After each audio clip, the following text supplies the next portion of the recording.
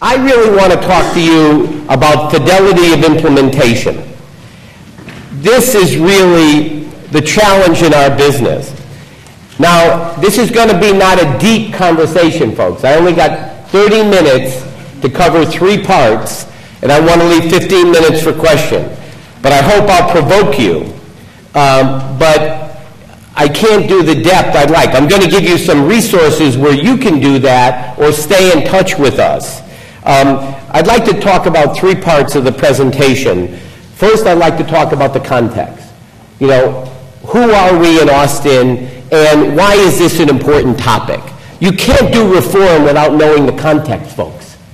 Context drives reform, and you better understand your context before you decide what you should do. I then want to talk about how do we go about initiating this. We got a wonderful grant, a 1-year grant from Gates to plan. Not a 5-year grant, a 1-year grant. The only one I think they've ever given. Because I wasn't ready for 5 years. And we stretched it to 18 months. And then we're now in our 2nd year of the 4-year implementation. The 3rd part, I'm going to skip to something called execution indicators. Because, folks, those are the ones you should know if you really want to say you're doing reform. So let me now move on. And we call our reform Tools for Teaching Excellence in Austin. When I read the book, I thought it was terrific that they pointed out America has never done well with graduation and dropouts, folks. In fact, we may even be a little better than we used to be. But folks, that's not good enough. You and I know it. The game has moved up several notches.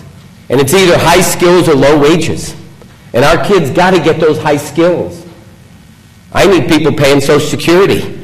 I'm getting near the end, you know. I'm at the end of my career, and I want you paying Social Security. And that's the real challenge. But the high school diploma is not the end anymore, as you read. It's got to be about something called college readiness. But we really don't know what that means. And so we've got a journey to figure that out. And that's the real challenge. And to the administrators here and teachers, folks, the game is being ratcheted up. You know, we live in an environment of rising tide of standards and expectations, and administering public ed has never been more challenging. And that's why you have to be skillful, because this is high-stakes investments we're making. As I read the chapter by Rouse and Kempel, they outlined a set of key elements. But because of the time, I can't really cover it. They made a comment at the end. We know what it takes, but we have great difficulty in getting there. I disagree. I think we know a lot of the elements that could be effective in certain contexts done well. But folks, there's been too little research on the implementation. Just take a reading program. I've got a lot of good reading programs. I can look at the research. But no one's done the study to say in an urban school that's 2/3 LEP kids, will that reading program work? You need implementation research. That's what we've got too little of. So we've got a lot ahead of us. And the Michael and Susan Dell Foundation and the Bill and Melinda Gates Foundation have been terrific building this knowledge base. So if anyone tells you they know how to do it, be skeptical.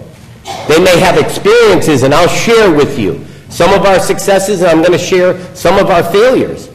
Because this is about learning, reflection. This is about doing, not researching. You and I do work.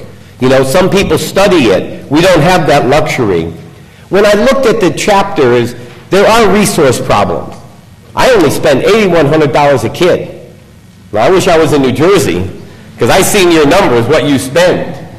And I got to get productivity at $8,100 a kid, you know. But the other great challenge besides resource is teacher preparation. My greatest challenge is retaining teachers. Texas is growing in our suburbs. I'm becoming a farm team for the suburbs because I develop my teachers well. I hire 800 new teachers a year out of 5,900. Now, if they just give me 5 years, I'd love you to be a career person. But after those 2 years, I need 3, 4, and 5, because that's when you're getting traction. and the suburbs pick them up, you know? So I've got to be on my game, and most of my teachers wouldn't leave me, except housing is cheaper in the suburbs.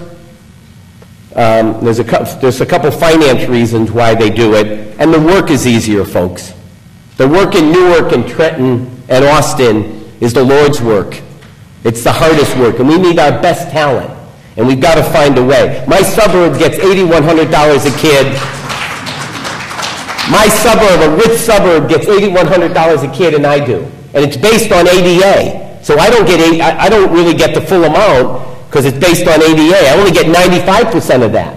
But my suburb gets 99 because kids come to school every day. You know? I mean, we get discounted based on that. So the challenge ahead of us, besides resources and teacher preparation, high stakes, and the changing demographics, is how do you make progress in urban districts?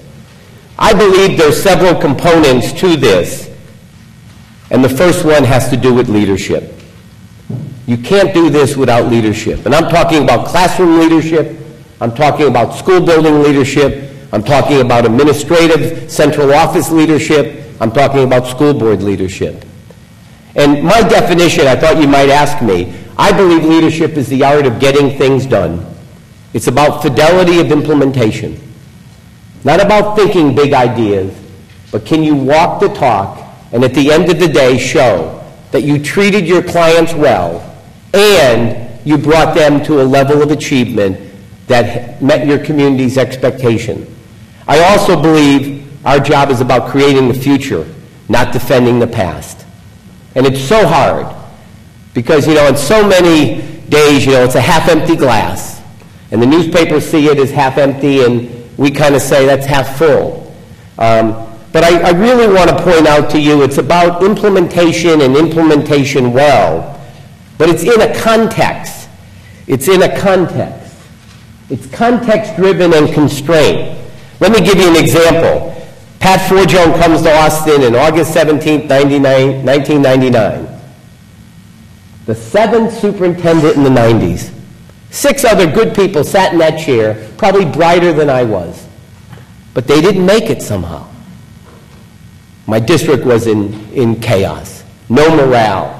We got indicted for cheating. We had bad data. The only reason I got hired is I was the data guy. You know, I'd been the U.S. Commissioner of Educational Statistics.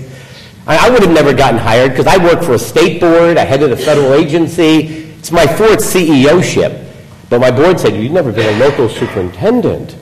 I mean, you know, it is different, folks, and it's the hardest work I've ever done, let me tell you. There's nothing harder than what we're doing in the local district. It's without a doubt. And then the issue, I now just got a AA+ bond rating from Moody's and Standard & Poor's. And I borrowed $500 million of bonds. You know what that means to my taxpayers? I wish I could send them a bill like the overseer in the New Testament and say, rip it up and remember me when I retire, you know? Because a negative watch is like a bad credit card. You don't even know it because you authorize the bond and you pay whatever it costs. A AA bond rating, only 5 districts in Texas have gotten that. That's the best you can have in our business. And that saves millions of dollars. But that's the trust. We've got to operate a district, but we've got to lead a district. But don't forget, it's about your theory of action. And I must say to you, my theory of action is about teaching and learning, folks. Some people teach to the test. I teach the standards. I want to build the capacity. And it takes a high risk not to teach to those tests from September on. The first semester, I give you a lot of leeway. Then that middle of the year assessment, then I've got to take after school. You know, I'm never going to let a kid take a test he's not ready for. But folks, the pressures of accountability, you face them and I'm facing. But what is your theory of action? I believe in standards-based and effort-based. All kids can become high performers. Effort creates intelligence. You become smart by working hard. It's not your genetics, it's not your heredity, the evil notions some grew up with. It's effort creates it. Now you need a supportive classroom and system to do it, or a family. And that's kind of the good values. High standards and effort can get you there. But obviously, I've had three stages of reform. I've never told anybody. Don't tell them this. When I came, I had crises. I set up silos to solve them. Dropout problem, attendance problem, finance. But silos aren't systemic. So then I went to what? Managed instruction. Data, curriculum, assessment, professional development. But folks, if you want to be college ready, that model is not going to take you there. The next model is building capacity of the system. And this is the hardest one because there's no simple answers. I don't have 113 schools. I have 5,925 classrooms because Mama knows where I live. And that's where if I don't get a quality teacher, that's the bottom line. And Mama deserves a quality teacher. And that's the challenge we all have ahead of us. You might kind of want to know kind of a little profile on Austin. We're 83,000 kids now, 82,000 on this sheet, 70% kids of color, 60% poverty. But look at these two other numbers. From 50 to 60% poverty during my tenure, And look at this one. You're all English language learners, 124% increase. But the last one kills me. My kids are in motels, and they go to 2 schools every year because they get a better rate and they're moving. So that's why I had to standardize some things. I call it a little unum. I live in E Pluribusville, Austin. You've been to Austin? It's the People's Republic of Austin. This is like Berkeley and Santa Monica, And everyone's smarter than me, I'll admit. But they make me go through a process I hate because I'm a decision maker. Because there are opportunity costs when you can't make a decision. But this is a challenge. But why should you pay attention to me? You might look at Appendix B. Look at the double digit. It's slide 23 and 24. We've made double-digit improvements in every cell, every subject area. But better than that, we've made double-digit decline of the achievement gap. Folks, I've got Anglos equal to my suburbs. My Anglos are above 95%. Now, when I achieve that equity, St. Peter's going to say, come on in, boy. Most urban districts don't have Anglos like that. Fort Worth, Dallas, and Houston have lost their middle class, black, white, Hispanic, and Asian. I've kept them, but it's hard to keep them when you're on a fixed income. And you've got to put dollars where the equity need is. And that's the challenge you and I face. But the TUDA data, you're aware there's NAEP, the National Assessment in New Jersey. Where's my colleague? Who was the one who introduced me? Where is she? Raise your hand. Oh, there she is. Willa. You've got NAEP. I take NAEP. 11 other districts take NAEP. And go look at page 25 and 26. Charlotte, Mecklenburg, and Austin are above the national average or equal to it in 4th grade math and 4th grade and 8th grade math. Boy, folks, but I don't know, how do I keep us there? So let me now shift to kind of the second part of the presentation, which has to do with redesign. This is the book I'd like you to go look at. It's on page 9 of your handout. If you're going to start this makes it look so good. This is a book Stanford did after a year and a half with us. The sausage tastes pretty good, but it tells you how tough it was to get there. This is, if you want to do a book study on redesign, this is on page, what page is that? I'm trying to figure out. In the book, it's page, I thought I wrote it someplace, I can't remember. But these are these are the 8 stages. But this takes you through it. Folks, I've got 3 types of high schools among my 14. I've got 4 of the best in America. I'll take anybody on. I got 4 of the toughest, and they should fire me because I had to close one last year. But the neighborhood didn't get closed. I closed the school because it wasn't working. It was toxic. And I got 3 big, ugly Texas high school with 1,800 to 2,400 kids. So one model isn't going to work, folks. And it isn't even that simple. Austin High and Bowie aren't alike up here. And Travis and Crockett are different down here. So if you look on slide 9 of the handout, this book took us through this process. Linda Darling Hammond and Ray Pichon, again funded by Gates, took us a year and a half. We had to understand, who are we? Look at what it says. securing a commitment for change. Folks, Willa told me she was doing change and her board left her at the train stop one day. Man, you got to be connecting with them every day because they'll ultimately take you down.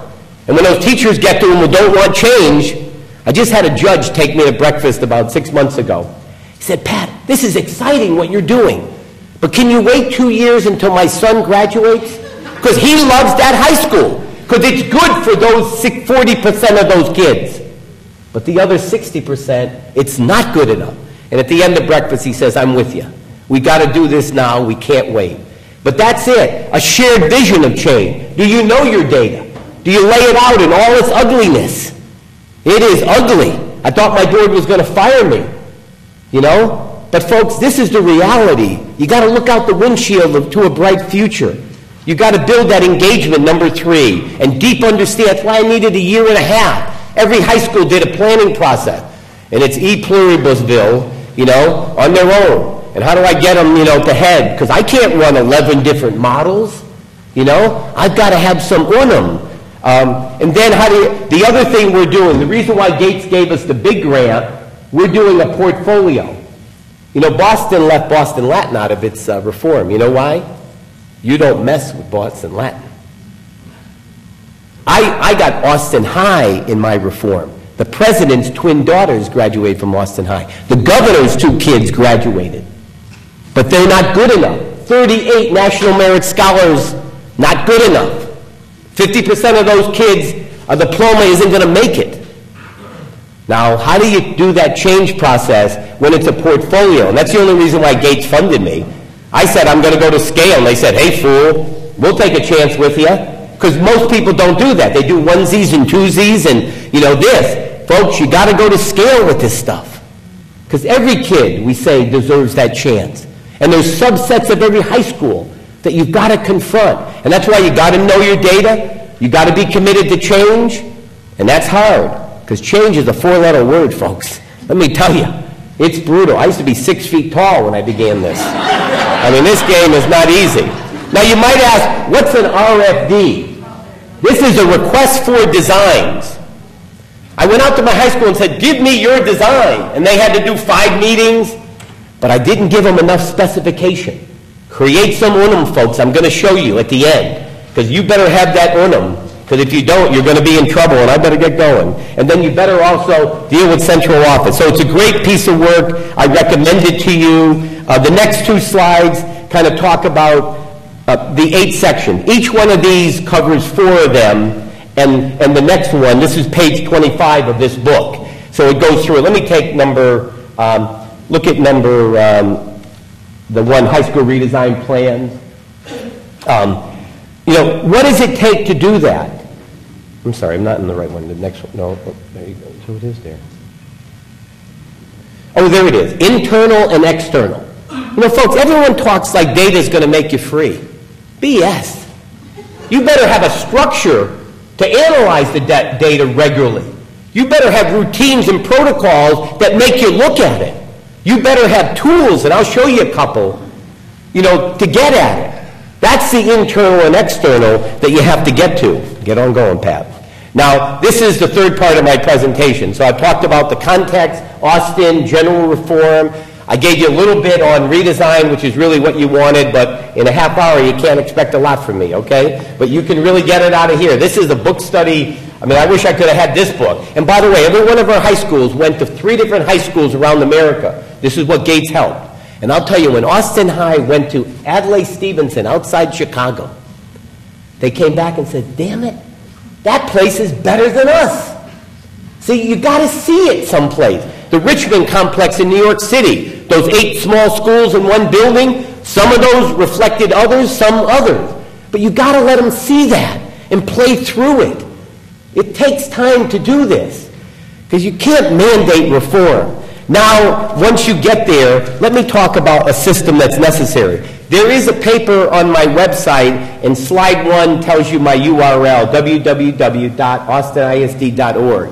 This will take you through an incredible journey on what do tools for teaching excellence mean. But I just wanted to point out to you, it's really 3 questions you're asking. What's the first question? The first question, are we achieving our objectives? Well, next week, Texas gives their big test. And in May, June, I'll know, right? What good does it do to know in May? The year's over. What is this? Am I going to sit Shiva? You know, is this an autopsy? What is it?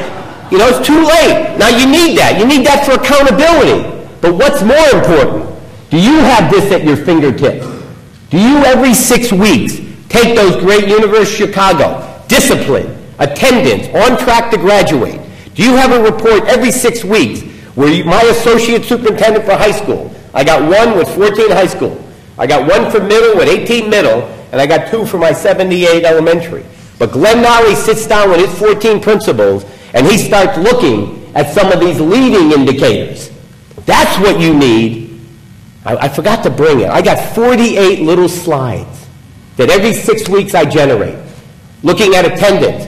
This 6 weeks versus last 6 weeks. This 6 weeks versus last year. You know, there's a lot of ways. We keep profiling it different. What's the question you're asking? I want to give you the data. And it's taken us a while. We started off with 6 or 10. Now we're up to 48, but it's not too much.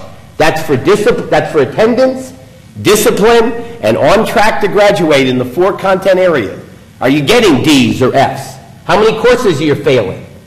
You've got to have that data at your fingertip. That's what leading indicators are. But what I really wanted to talk about here in the last 5 minutes is execution indicators.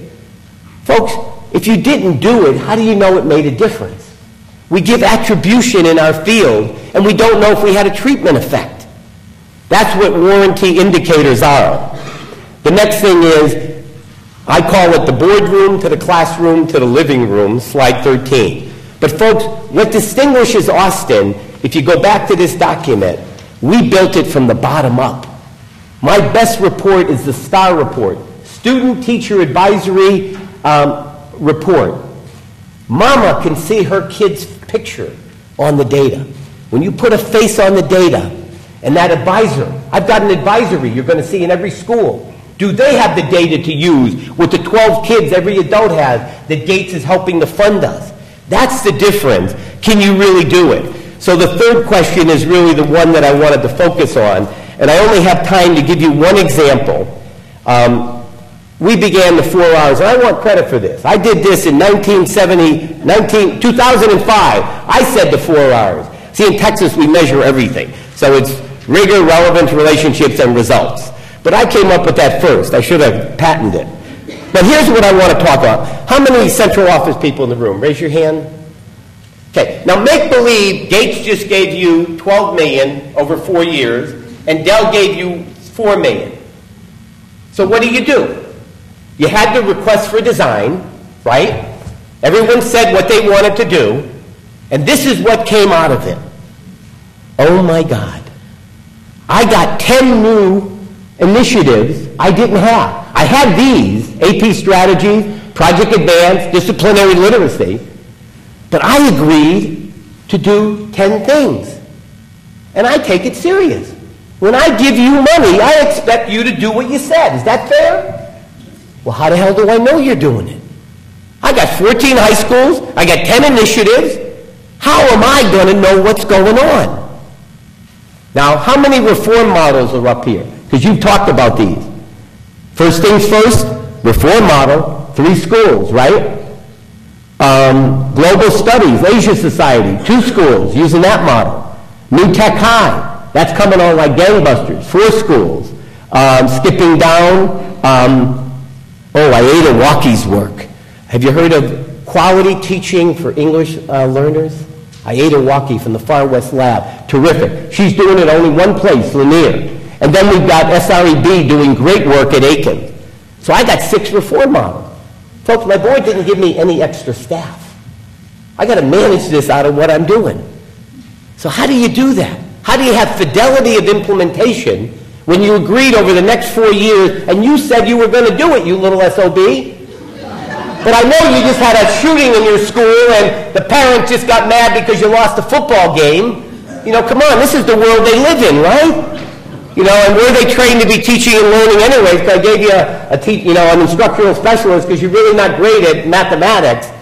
But notice what we do. We've got some of them that all schools have agreed to do, right? I wish I had more of that, because I've got to staff each of these. So I'm just going to take the top one, called advisories, okay? Let me give you one example, and if you want more, where do you go? You go to the PowerPoint, right? Okay, on the website that has it. But let's go to the next one. Folks, this is what Trent Sharp, who's in charge of my advisories, I meet for 2 hours with my team every week. The superintendent gives 2 hours on reviewing that previous slide. And I want to know, are we keeping our promise? So Trent Sharp comes for me, and what does he have to do? Well, first of all, let's look at it. He's got 2 different models. Have you heard of ESR? The best advisory curriculum I've ever seen. Educators for Social Responsibility. In fact, it's so good that First Things First is going to incorporate a lot of ESR. But I also had to staff First Things First, because they've got, Jim Connell's got a wonderful model, very prescriptive. Don't go near it if you don't want to be told what to do. And in Austin, that doesn't go over, but I was able to get it into what? 4 of my schools, you know, there. So Trent Sharp has to staff 2 different models. How many teachers do I hire every year? What did I tell you? 800. 4 of them are probably 350 at high school. That means I got to train you on ESR. I got to train you on First Thing First. Because you can't run that advisory if you haven't been trained. You know, this isn't like do it one time, inoculation in your home. So this is called performance management. This is a tool for teaching excellence. See if you get it. So do you know about Harvey balls? I just bought a refrigerator. What's the refrigerator you want to buy? The one that has what? The filled-in ball, right? Because you know it has all of them. That's a tool. It's a quick way that SOB superintendent in 3 minutes can analyze the data. And what's the first question I said to Trent? What the hell's happening in school G? Right? Not hard to see. Now he's got to have the guts not to cover up. And that's a big problem. Because they all want you to fill their balls in, you know? Right? And I look him in the eye and say, don't lie to me. You got to be on those campuses. You got to be getting your information, or I can't trust you, because Gates is going to hold me accountable. Now, folks, what if this report was the last week in September of the year? How would you feel? We got 6 objectives, right? We promised to do these 6. Not bad. What if this was February of the year? You're going to see the superintendent steaming, right? So it does make it. You need a tool like this to organize the data around criteria and to make a judgment. But what's this all about? This is only answering one question. Did you do what you promised to do? Does it answer how well? No way. It just tells me they're doing it. So is this enough? Of course not. Now you have to have 6 more criteria. What are we expecting in a qualitative sense? That the advisor is discussing data with students. Hey, this school did it, but this school wasn't. The advisor hasn't brought it out to the families yet. So you've got to have criteria, you know, that are talking about the qualities you want. But the most important ones are here, aren't they? Is it aligned with the goals? That's okay. Is it building a personalized relationship? Isn't that what we promised? Advisories were going to build relationships. And someone has to make that judgment. Notice, a 5 is advanced, a 1 is beginning. See, this is what you need, folks. And this takes guts, it takes talent, it takes time. This is what I don't think we have enough of. We have too much of this. I feel like, you know, Ferdinand, bless you, Columbus. Hope you find the new world. Right? You know? I mean, that's what it is. You launch them, and you go on to the next press event, right? You know, because I got to run a district. I'm in a capital city. They beat the hell out of me, that legislature. I'm sure Trenton's a lot easier. Yeah, right, you know? I mean, it's, you know. But, folks, this is it. How do you know you're doing it? None of you were trained on this. You may have learned it like I did. We've got to train the next generation of administrators. This is part of your portfolio. We said leadership is what? Getting things done. If you can't, you don't have this skill set, get out of the job. It isn't about preaching, and feeling good. It's about doing good and showing people you did it so that taxpayer will say yes on the bond election like mine did last year, gave me 4 cents on a millage election in a tough economy.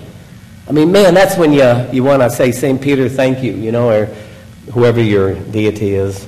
Let me just summarize and finish. These are just a few concluding remarks, if I could just make them. I really like what you said about the title, Tools to Help Promote Change. This is what we call Tools for Teaching Excellence.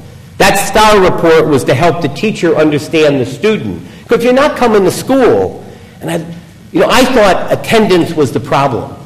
Attendance isn't my problem. Cutting class is my problem.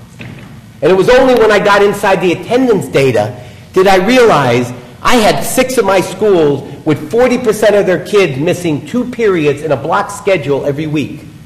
What if that's Tuesday math and Thursday math? No math that week. You got to know your data, but you got to have the tools to understand it. We also learn that we talk about excellence for all. And a couple of the articles were terrific. But how do you really know all is all? Are you really monitoring? Do you have the system that let you disaggregate to give you that understanding, about that boy Pat and his needs? And finally, the district is essential to this, folks. Schools can't do this alone. And that's where Gates has been terrific, recognizing you've got to build district leadership for it. So thank you. I know I went over, and I'd welcome questions.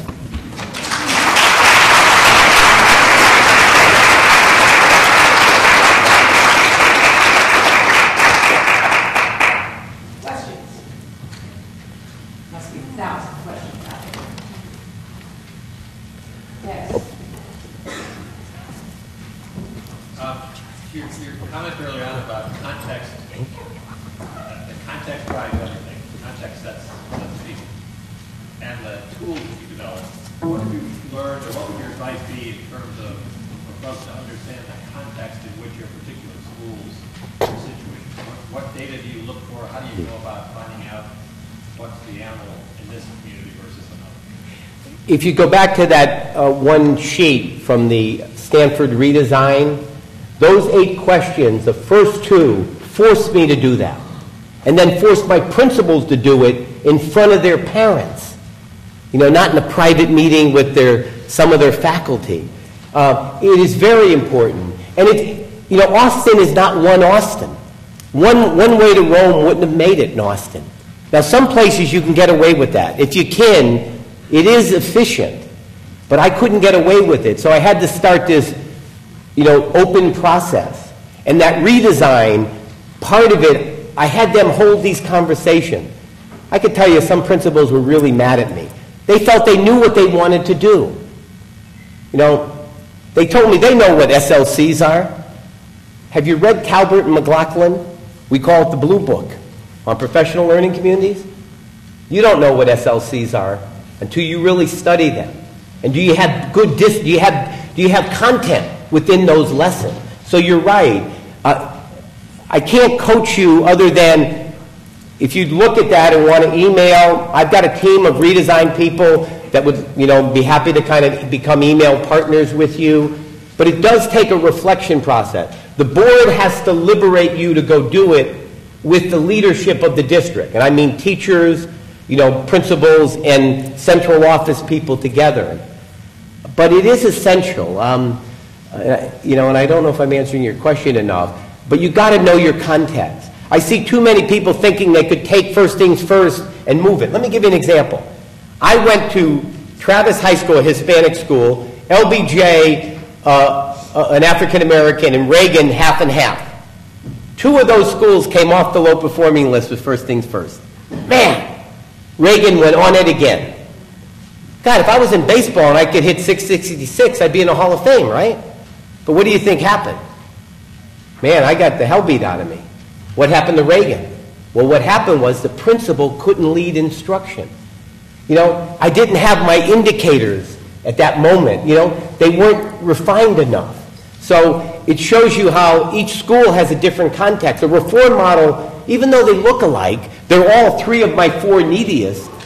But it didn't work. But two of them, man, it's cranking and we're doing it. Give you a sense of it? Good. Anyway, yeah, we'll come back for a second, please. Are there any teacher union issues that you ran into as you were moving forward? We don't have unions, but my board gave away all that, so I have collective bargaining, which is worse. I wish I had collective bargaining, because there you have rules. My board, my union negotiates with me, then runs to my board, which is illegal under collective bargaining. But we're the People's Republic. My union kind of recognized that change had to happen, but they were very gun shy. They weren't in the lead of this, but we got teacher leaders to lead on every campus. Once they became the advocates of it, and that principle is so critical. I mean, God, we should say a prayer every day for these secondary principals. Bless you for what you do. This is like running little cities. They're so complex. And that's where, as long as we don't threaten the union, and I've been pretty good. I'm a good olive oil guy. I try to find reasonable, pathways, but I don't blink. I'm an SOB. I don't blink. And I don't know how I lasted 10 years, but, because you got to know what your values are. And I'll give on some things, but I'm not going to give on others. So far, they haven't been a constraint. We only teach 5 out of 7, not 6 out of 7. But you know what teachers thought they had? They thought they had 2 periods to plan and go to Starbucks or buy something. I had to fight to get that period back. That's my period. That's what? That's the content coming together, right? Or 6 out of 8 if you're in block schedule. 3 out of 4, 6 out of 8 if in block scheduling. So, it's when you hit some of those rubs that they'll challenge me. I always wonder, what's it mean to be superintendent, I mean, it's, until they question you, you think you have authority, but it's a challenge, but it's really about kind of working and reflecting and finding a solution. It is good to know what others have done and not done. And we could tell you, I wrote an AERA article about some of the mistakes we made and because this is a learning activity, folks. And that's why I was so thankful Gates gave me that year, because I wanted the 4-year grant to really be, where you're going. If I bought into 5 years immediately, I wouldn't have defined it as well. And Steve Sells, now a terrific colleague, was so good on that, and at the end of it, I almost didn't get the grant, though. You take a risk, and that's the challenge. Did I see some other hands? Oh, please. How do you manage supporting your principals? Because that is the skill set, and the rubric that you use. How do you go about implementing that change with some of the administration and support them through that? Yeah, there's 2 issues. One is headquarters being the enemy. They don't mean it, but they just behave, they just don't get it, I mean, campuses are very complex. But there's the other side of it, setting up those structures. I used to have 5 area superintendents. They wanted me to be the general superintendent. I said, no, we have one vision. I'm the superintendent. So I went to a horizontal, 1 head of high schools. I had a crisis, and I went from 5 deputies down to 2. And then 4 deputies to 2 and 5 area superintendents to 4. So when I created the structure, around the table, we've got some of the best high school principals in America. But they weren't learning from each other. They were in regions that didn't talk to each other. So now, I wish I could show you the data. I mean, there's a beautiful data where you have a string line. And it shows you below the line means you're losing, above the line. I used to get a printout like this and have to figure out. I get that string line, I know immediately who's lost and who's gained. I can say, why don't you call up, Earl and talk to Earl about it. So part of it was creating a structure where the associate superintendent could take ownership for this. Because I have an office of redesign, and they often like to say, well, that redesign's doing that, I'm not. No, my associate evaluates principals. We only push them and give them money. And if I give you money, I hope it's okay, I can push you. But it's this territoriality, you know what it's like. It's so tense. Can you form a good relationship? We're now going down to middle school to begin the same conversation. But I think we've learned so much more. We can be more efficient at middle school. The second part of the question, besides those structures to work and some tools, you saw some of the tools here, we built a lot of them, is the headquarters part of it. How do you get headquarters? Do you have low-performing schools? Probably not. I got like 20 of them, And I send my math people out. You know what I get now every week? I get a report that has the 5 objectives with a red, yellow, or green stoplight. Now, is that a quick report I can look at with my chief academic officer and say, how's it going? My curriculum people didn't want to give those reports because people might feel bad. Come on, I'm part of the team. I'm not the enemy. But if someone's not moving on the work, I need to know it. See, they always went out and they did the work and they wrote reports.